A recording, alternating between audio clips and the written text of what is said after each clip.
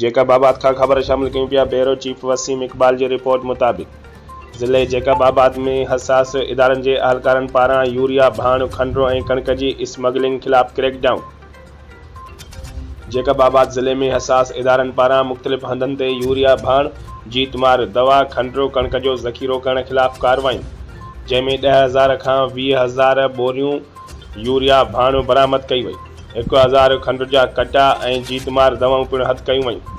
उहे बोरियूं अहमद मियाँ सुमरो शाख रोड खां ऑपरेशन दौरान बूला पेट्रोल पंप ताईं शहर के मुख़्तलिफ़ वापारियुनि डीलरनि रोशन लाल, राजेश मल, विजय कुमार, चंदर लाल, बदुर मल, महेश मल, प्रताप कुमार, संतोष कुमार, हाजी मुनीर मेमण, मुनवर लाल, घनश्याम दास, इंदर लाल, दर्शन लाल होलसेल डीलरनि के गोदामनि और शंबी शाह चौकी में चेकिंग दौरान ही सामान हथ कियो वियो।